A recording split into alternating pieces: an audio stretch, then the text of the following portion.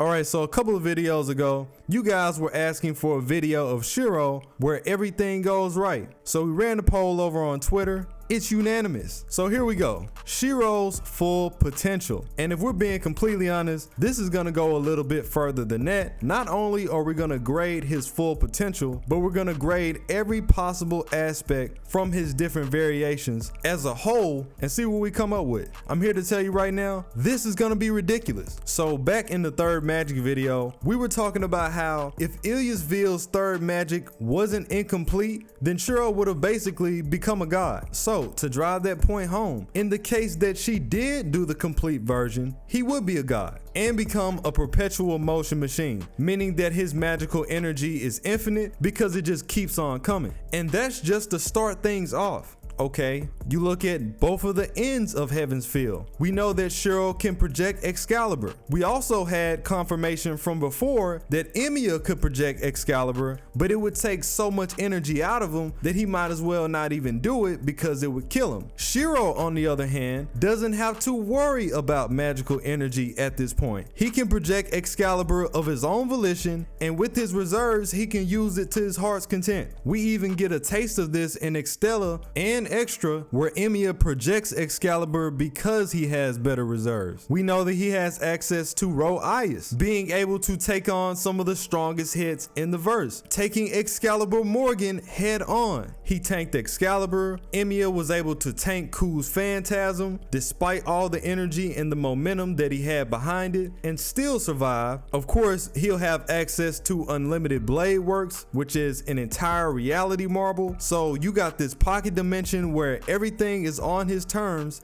and the fight would more than likely go in his favor. He has access to nearly every weapon that's ever existed in humanity. He can flawlessly project their replicas inside and outside the marble. They come out at a bare minimum of bullet speed and have even been shown to have ranges higher than that. Another thing that we have to factor in is that this time around, Kiritsugu would have taught him everything that he needs to know. So he would have been an expert by the time that he was 13. Cause you gotta think, Shiro started at a real young age. If he had the right guidance, it would have given him leagues of advantage. I mean, if you look at pretty much anybody in the world that starts a talent at a really young age and they just practice relentlessly like he did, they're experts by the time that they're preteens. And you know, you can't leave out Shiro being Kiritsugu's son, so he would have his magic crest too. If Kiritsugu was able to get enough of his magic crest to pass down to Shiro and then teach him magecraft in the right way at a really young age, he'd be unstoppable because he never stops training, ever. 2, he would gain Kiritsugu's time manipulation because again, you know, Kiritsugu has Time Alter, so he would have that too. He'd be able to manipulate his body in relation to time, speeding himself up, slowing himself down, and even freezing his own body if he has to. He would be an expert in weaponry. He would have pretty much been an expert in swords anyway, but the thing about Kiritsugu is that he's also a mercenary, so he'd know these tactics as well, being extremely equipped with using things like guns, surveillance, low profile assassinations, drawing data, analyzing the situation. He kind of does a few of those things already, but this would take it to the utmost level. If you look at some of the things that he did in the Prismaverse, this was him borderline training to his utmost limits, going as far as winning an entire Grail War by himself through the use of his class card. No master, straight dolo. It's absurd. In this case,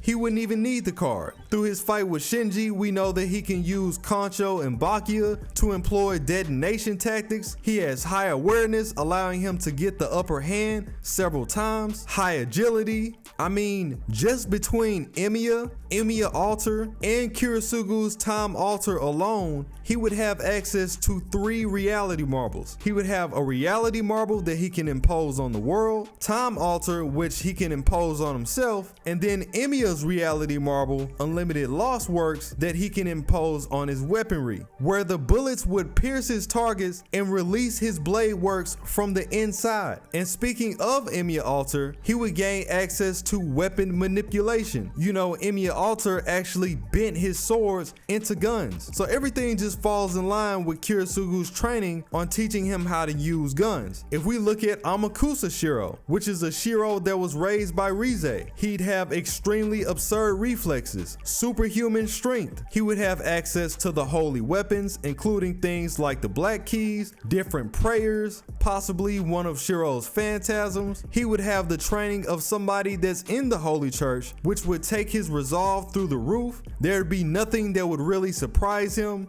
You won't be able to trick him. He's seen it all. Nothing's really too far beyond his training. He would also have access to the church's garments. You know, they have the Kevlar suits, which we know are reinforced with magecraft that allows them to literally deflect bullets. It's practically a full body bulletproof vest. And oh my goodness, this doesn't even include Muramasa, who's even hinted at Shiro being one of his descendants. In this case, Shiro would reach mastery in sword development, being able to create weapons that can break through concepts like Muramasa, having swords that can cut through things like fate and karma or immortality, maybe something that we haven't even experienced yet. We know through Muramasa that he would reach a high level of swordsmanship, because how else did he get it? Muramasa is just a blacksmith. Shiro would be the one with the skills, and Muramasa really be out here giving the business. We already know he was on the way there. He practiced kendo as much as he possibly could.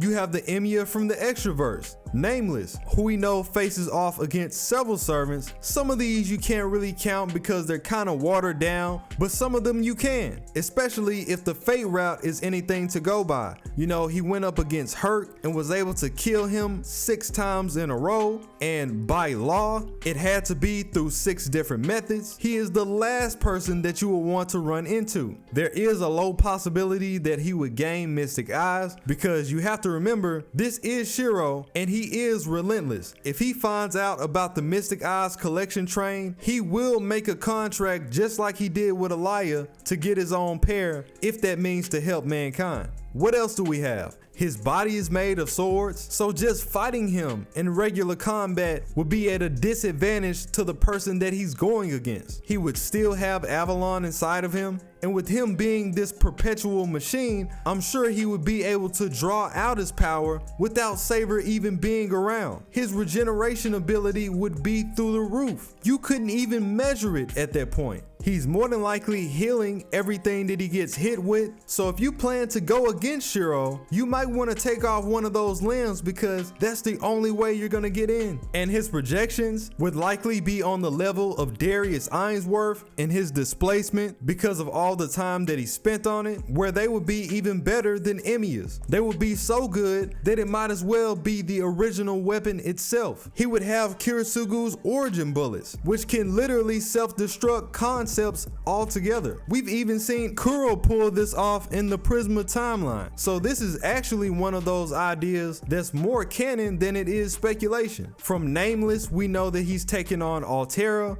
In the process, after he made his contract with Alaya, we know that he's faced several unnamed beasts and was able to survive. He took on Angelica, and although he was defeated, she had to go all out. So just to run this back real quick so people realize how ridiculous this actually is, he'd be an expert swordsman, expert marksman, master blacksmith prospect. He'd have multiple reality marbles, time manipulation, space manipulation, infinite amounts of energy, prospect Mystic Eyes. He'd be a master tactician, capable of defeating gods, a lifetime worth of fighting experience. He'd be immortal, his body wouldn't deteriorate, and he'd have the ability to manufacture skills and weapons of some of the greatest heroes in history.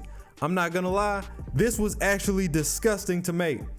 I'm disgusted. This is a level where you're so powerful that if you happen to lose, it would have to be something stupid. It'd have to be.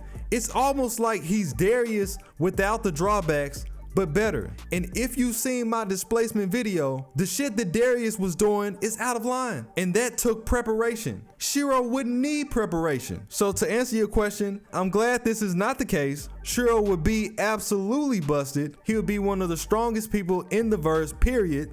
No questions. And a literal threat to society. Yeah, I can't do this.